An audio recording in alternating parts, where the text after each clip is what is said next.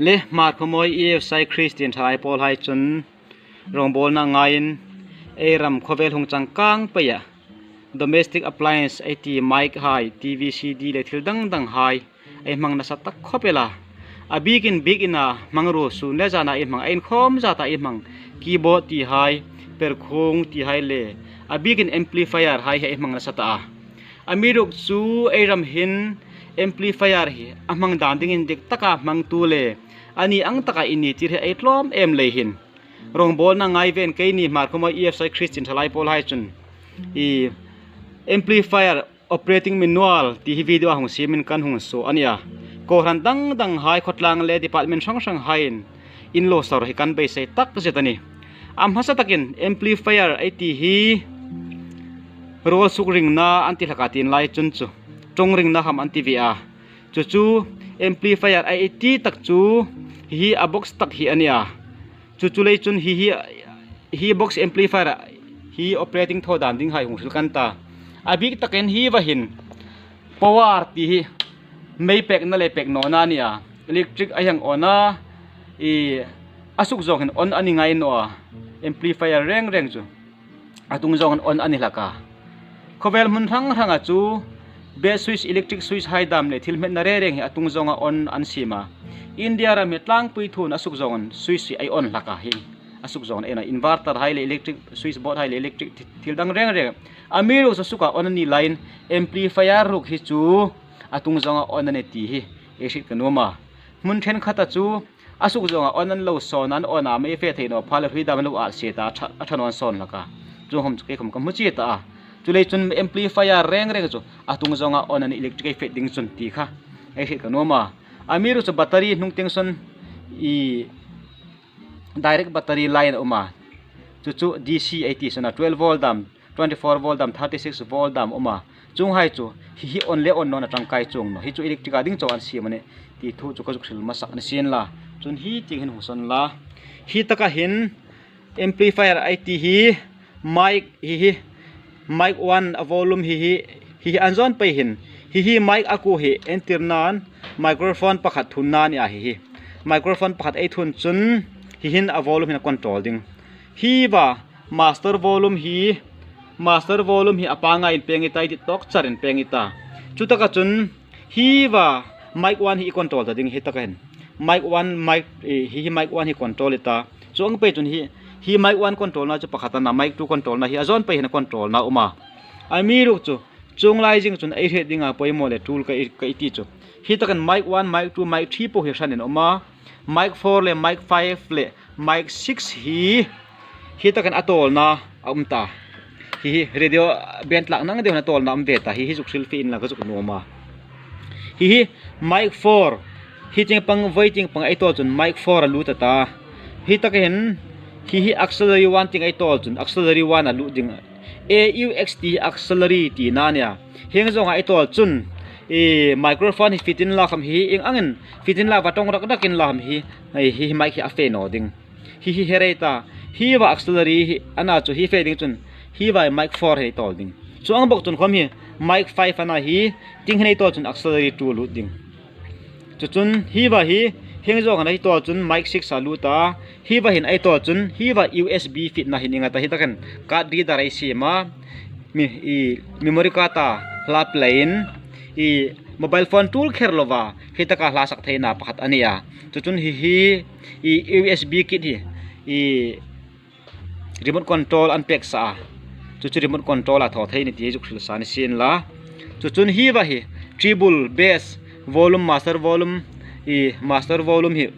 a le hi wa zone a le zone b uma a then khata tam taka chu master volume pakhat char unpack laka chuchu e din kahang ti ta chun hi wa zone a zone 2 ti hi takan hla da mai sakta ma entirnan speaker pakhat be control na zone a zone b na hi off le on an sia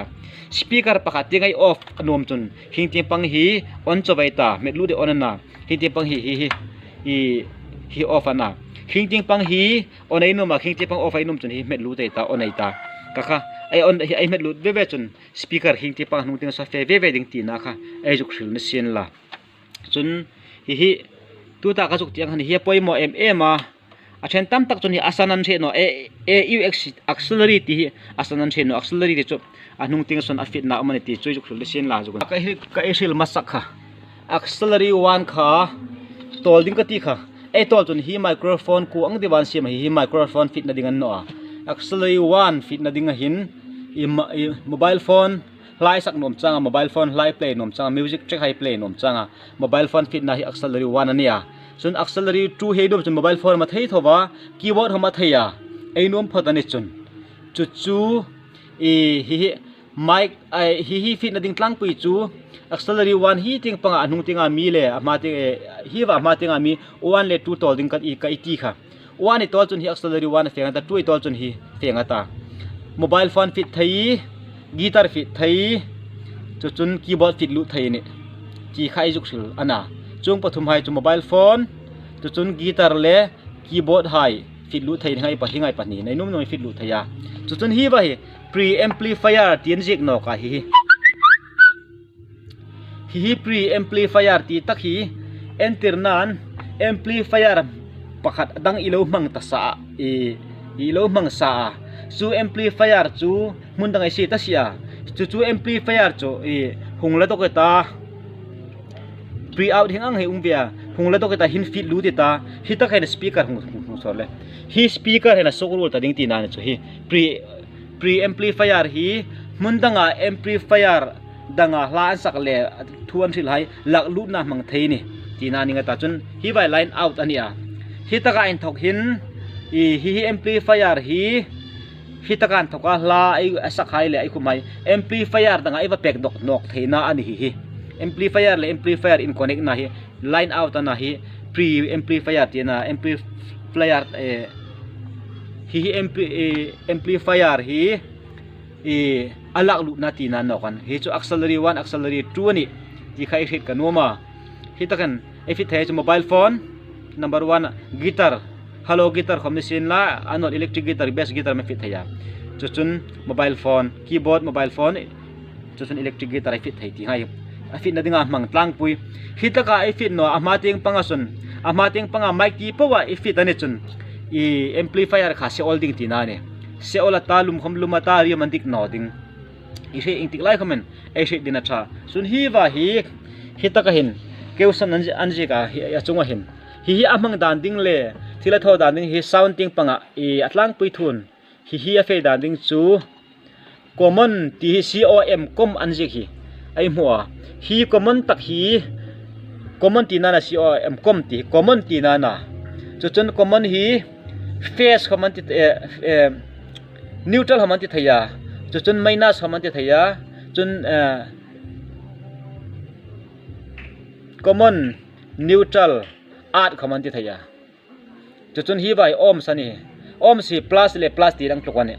sule chun sound box alin rak lo ilo fit no mani chun common le 4 ohms fit ta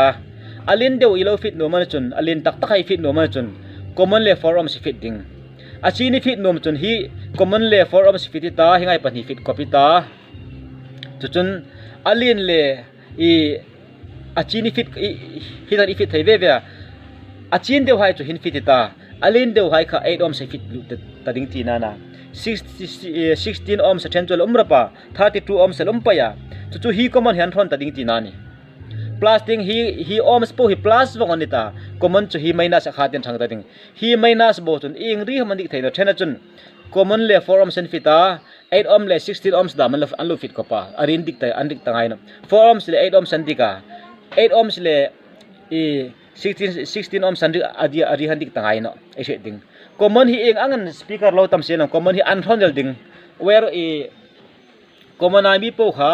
fit ko bong ita her ko peta hini fit lu ding ti na ni chu chun hi wa hin hi asen an jik kherna san chu common le 70 volt 100 volt oma hing hai hi fit na ding tak chu speaker le na nilem lovin a hon ai ti tak a mic tak anai fit ding hi ta ai fit chun mic a rata ari khaman ringa ari ma vong hla hi common ti tin fit ai ta an ring rak no ai le 70 volt fit ai ta common le an ring deu ding ai ti chun 100 volt fit ding common he thang ngai ling ti na ni hingai common thang lo chun mun then tam taka chu 4 ohms le 8 ohms dam lo fita ari asuka chun tik lo ni chu anal ngai no andi tre tuing e mane associate sul dam asukron khopela chule chun eirama hin amplifier ai mang na sign khom zata pathin big na tongring na ai mangana nasak na le thil dang dang ai mangana chu a sound hi antenna hi khom hi atlang common le 4 ohms hi takan 8 ohms no ka in khom ni sen la hi common hi ing tilai ma fit thing hin loading common le 4 common le 8 common le 16 common kha an thang sound box tama tarai lo feeding khom ni sen la common ting po kha dum po kha met ko pai tai nei fit loading tina ni chun hi bahin dc etia hi dc voltage is direct current tina current direct na loading ana hi direct ka current load an talai hen antenna diode kham mang chung tan mang ro dang e mang tan no lei hen alet lingin hi battery alet lingin iche pang pal chun mic sung hin direct direct ka current load na lai kha seta ding tina na direct current tina na anil dc ti chule chun film khura tool ti chu ai ju khul sani sen la chun hi ba hi athing anti laka sa bhai chun athing ti chu hi ba hi antenna ang de hunglar hi ba hi antenna ngul ang de uma hi mun then khata chu an manga hi wire thadun fi doketa hin la doketa chu wire chu ke doketa noya me hol le ma chi su polita I phum ding wire khai zamita phum ding ita tuiburita hi ating I fit ding check tla le electric shot thut le down thut aveng na an mang tlang pui ni ti chu thing hi then tam to chu e mang no tu chu ai no ma chun mang thai a big in electric khopui hai an mang tlang puya battery hin chu current hi apangai na pek lei hin a ha thut down thut chong no leina poi mo beg an lang no electric hai chu ka de hung tha thuta ka de hung down nak lei hin hi a poi mo beg ani ti chu amplifier amang dan ding tlang pui kan hung hril ni sen la in lo tong hi kan thil hung tho hi in lo tang kai puin in lo hlok pui ngai kan bai se